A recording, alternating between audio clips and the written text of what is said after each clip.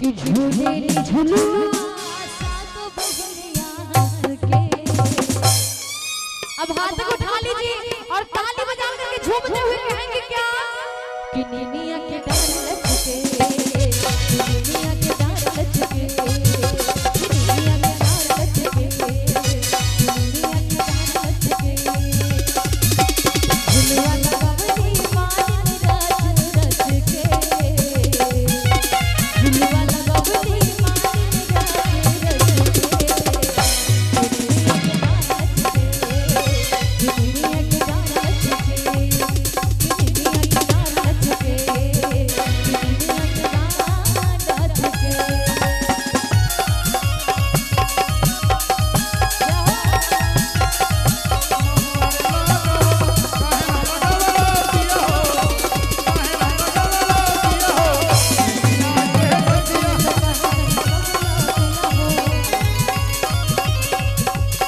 ताली बजा के सभी क्या बात है, क्या बात है, ताली बजाइए।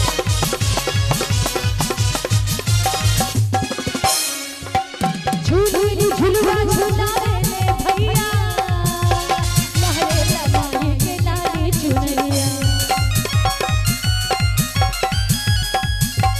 झूली झुलुआ झुलावे ले भैया, लहरे लमाही के लाली चुनरिया, लहरे लमाही के लाली चुनरिया।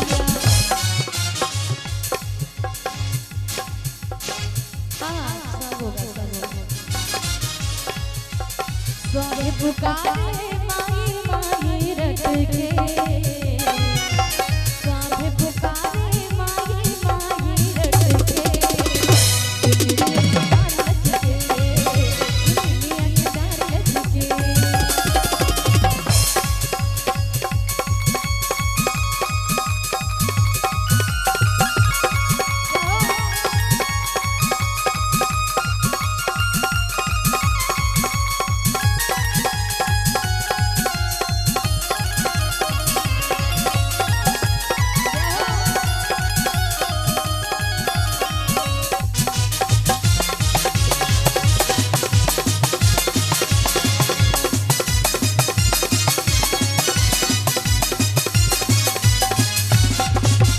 झूली झुलुआ झुलावे मलिनिया, लागे पिया बतिया बेली बनिया।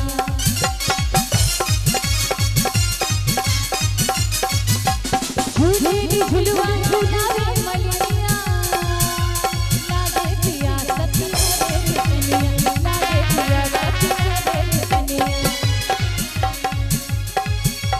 देख दर्शन मां खुश करेली सबके, देख दर्शन मां खुश करेली सबके। निमिया के डाल लचके, निमिया के डाल लचके, निमिया के डाल लचके, निमिया के डाल लचके।